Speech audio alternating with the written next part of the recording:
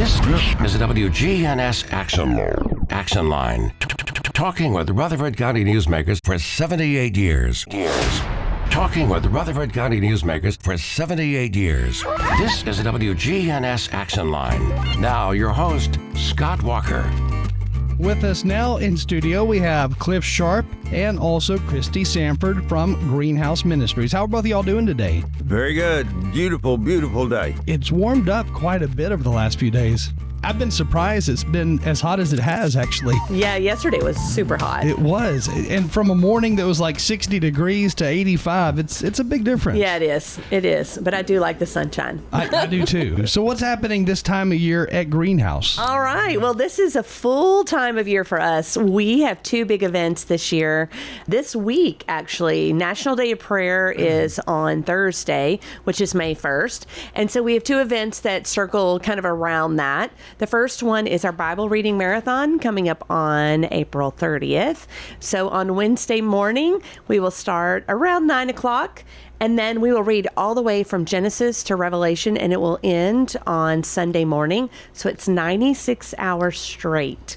So that's the first big event we have coming up, and we still have some time slots available. We've got them in 15-minute increments. And it looks like, I think, around Saturday, Friday afternoon and Saturday, we've got some slots. And then, of course, the evenings, if you're brave and want to stay up all night, you can do that. We'll make sure we have snacks for you. And for anybody who gets their days confused like I do, this is tomorrow, right. Wednesday. It is. It starts tomorrow. Right. Today is Tuesday. It's true. So the Bible reading marathon has been going on for how many years? And then also the Mayor's Prayer Breakfast and, all of this stuff. All the things. Yeah. The Mayor's Prayer Breakfast, that's going to be Thursday morning on National Day of Prayer. And we do have a handful of tickets left for that. The doors open at 6:30, and we try to get everybody out around 8. That way people can still get to work. But Dad could tell you much more about the history of that. Probably both of the history. You can tell about both of those. The interesting thing, when Tommy Bragg became mayor, he had gone to the governor's prayer breakfast in Nashville, and so he was talking with Hunter McFarland. They were just basically said, we could do something like that here in Murfreesboro. That would be really neat. So they approached us. We said, yeah, let's try it. And it worked very well, and we've been doing it now this is the 24th year. 22nd year. Maybe 22nd, because we paused during COVID. Yeah. Like everything else. But it's just a great opportunity for the community, believers in the community, to get together and pray. We pray just over specific areas in the community, and so it's in one sense it's low key, in that that's all we're doing, but in my opinion, it's very powerful.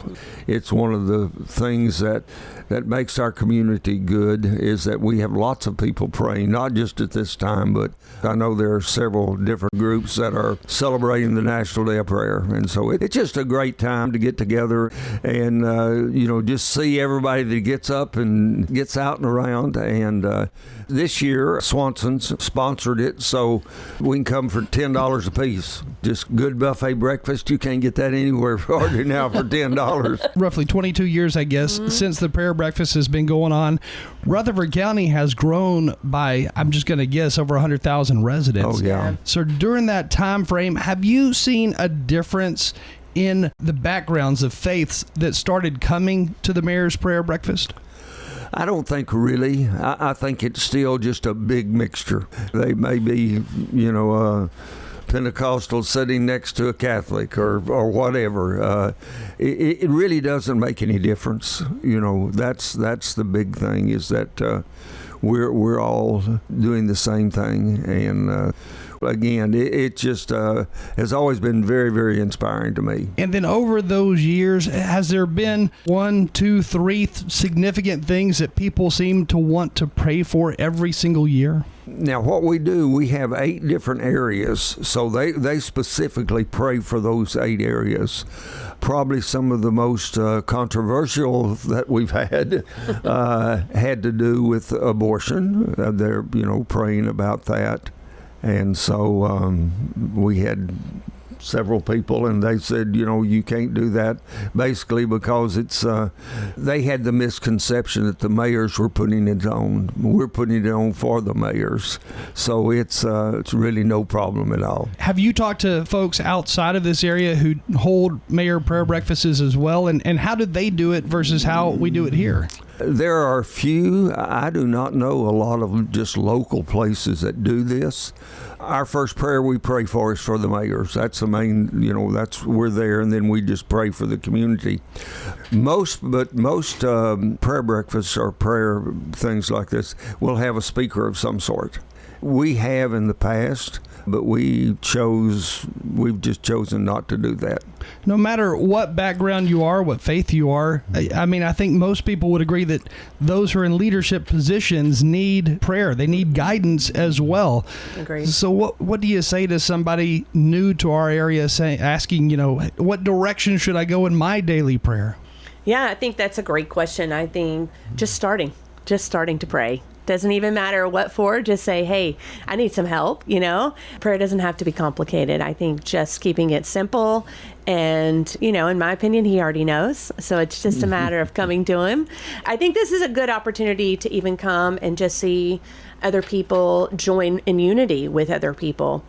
I know you asked a while ago about other groups. There is a national registry for events that are happening on National Day of Prayer, and you can type in National Day of Prayer like on Google or a search engine and see all the different things. There are several things happening. I think there's an event actually the night before here in town as well, and a few things during the day. World outreaches. But I do love it because it is a point of unity across the United States, being a National Day of Prayer. So back to your original question, I think just to start, just jump in and ask for help, and that's a great place. He usually responds. Are we seeing fewer people come together, not in Murfreesboro, but outside of our boundaries? Are we seeing fewer people come together for things like this? I don't know. I kind of think that in the last few months, it may have gone the opposite way. I think you see a lot more things. You see sports figures, celebrities coming out saying, proclaiming their faith. So I think we might have seen a little bit of turn in that. Who knows nationally? We are in the buckle of the Bible Belt, so to say. But I think you do see a little bit more than we may have in the past. I hate to say it, but sometimes it looks, if you're on the outside looking in, it appears that there are these waves of faith that go through the nation. And True. When something bad happens, like September 11th as an True. example, True. we saw this national movement leaning towards prayer, and then we kind of got away from it as a society. But I don't know, how do you go about keeping that in the forefront? Yeah, I think just being willing to talk about it. A point Dad makes a lot is that, it doesn't matter what denomination you attend. The core of it is you're still reaching out to God and asking for help. Just encouraging people to do that on their own. And we always say it's not about a check mark, it's about a relationship. Chasing a relationship is much better than chasing a check mark. Definitely so. And then with the Bible reading marathon, for that, have you seen that grow over the years? I think back and forth, I think is what we would say. We've done it a lot of different locations, and since we have built the new building on Academy, we've done it at that location. I think we've seen more groups come and participate. Before it was just mostly individuals, and now we have more groups that come, small groups or families that come and read together, and it's a lot of fun. It's something else that's unifying because it doesn't matter what language, what version you read. We just want to read through the Bible. And do you have some read in other languages? We did last year. I think we had 3 languages. Yeah, we've had over the past just lots of different languages. There's always Spanish that do. And actually, last year we had a lady that came to Greenhouse for help, and she wanted to know what we were doing, and we told her, and she wanted to know if she could read, and she said, but I don't read English very good. I said, well, I've got a Spanish Bible here, and so I gave her that Spanish Bible, and she went out and read for us for a 15-minute segment. Have you ever seen something that you didn't expect to occur at the Bible reading marathon, maybe at night, maybe early in the morning hours, but have you been surprised by something that has occurred during the reading? There's nearly always some homeless people that will come there. And of course, we're having coffee. We have got coffee and donuts there, and nearly always they want to read too. Mm-hmm. That's so interesting. it's really neat. And I know year before last there was a fellow that was there, and he came every night. Very articulate, very good reader, and it was great to have him there helping out. Because I know I have usually taken Friday night from midnight till 6 in the morning, and he was there that night, but he had been at the other nights too. So we have, it's especially like at night that we have a lot of people that come in and they'll just sit around and listen, and then again pretty soon they'll say, yeah, I believe I'll read. Sometimes when people hear things, they comprehend it better, and then you got those who comprehend better when they read it themselves. Right. But when you're listening, I do know that sometimes people may take it a different way just because of your tone, and it may be accepted by them, and they may have a better understanding of it. That's right. And like we talked there recently, just because somebody's poor does not mean they don't have a good, strong faith. And so a lot of those homeless people, they have a strong faith because they're depending on God to take care of them. Yeah. And they may not do things the way we think they ought to, but we don't want to think that they're inferior in a sense spiritually simply because they're poor. We talked about this on the air just a few days back, it seems like, but those who sometimes look like they don't have it together, they may have that appearance that they don't know right from wrong or left from right. Like you said, those are sometimes the people who have much stronger faith, and they may be barely holding it together themselves, but it's usually because they have gone through some type of significant struggle or trauma, and they're just trying to make it through to the other side. And this is what we get to do at Greenhouse. We get to visit with them, talk to them, see how we can encourage them in their faith, as well as just encourage them in their life. Have you taken a step back before, kind of just out of surprise, when somebody comes to you at Greenhouse and they says, I've got such and such going on in my life, but you never, just from the outside looking in, you never expected to hear whatever it was they said? Mm-hmm. I think that happens a lot. One of the things we love to do is help people navigate what we call the hidden rules. So you have somebody who maybe has, you have your poverty, your middle, and your wealth class. Maybe somebody who's been in one of the other classes, and they're trying to navigate to another one. Someone who's in wealth and maybe a domestic violence or a crazy health thing, and they're thrown into another class. They have no idea how to navigate. Or maybe you've got a young man who's in poverty, single mom, and is going to go play professional football. Well, all of a sudden they're thrown into another class. Helping people navigate, we don't know what their story is, and everybody has their own story, which is the part that I love, finding out what that story is. But I think helping people navigate that is truly the heart of what we want to do at Greenhouse. And so we do see that a lot. We're like, wow, I would not have known that.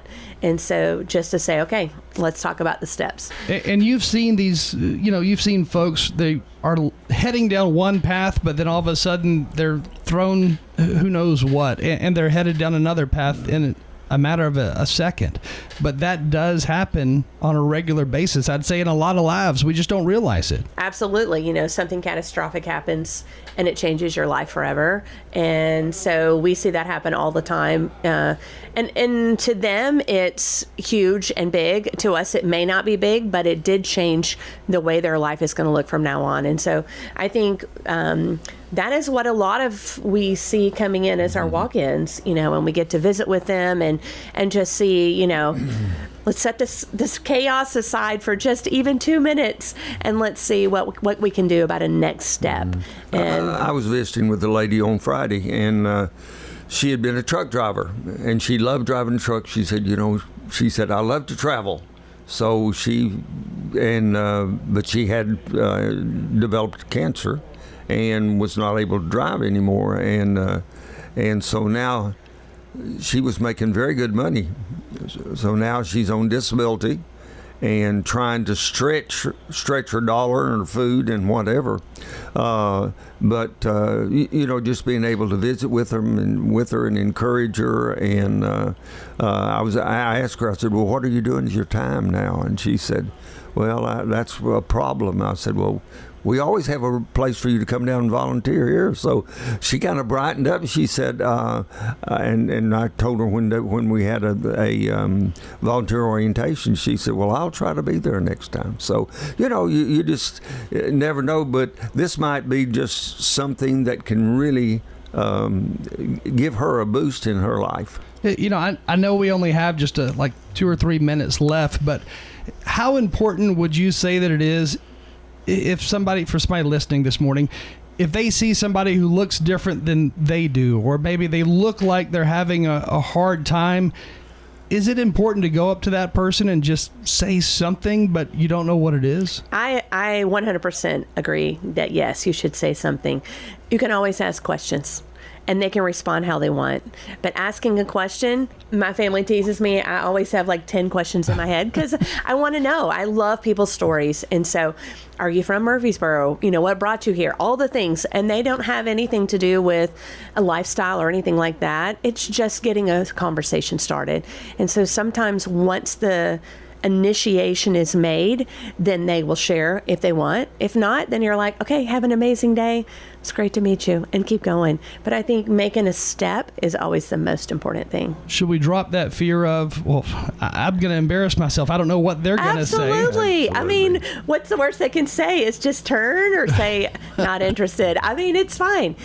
That's on us. You know what I mean? It's on us. If we're unwilling to make the first step, I don't want to look back later and say I missed an opportunity. So for me, I'm always going to say something. And again, the Mayor's Prayer Breakfast, that's on Thursday, and the Bible Reading Marathon starts tomorrow, Wednesday. Absolutely. All can be found on our website, greenhousemen.org, Greenhouse Ministries.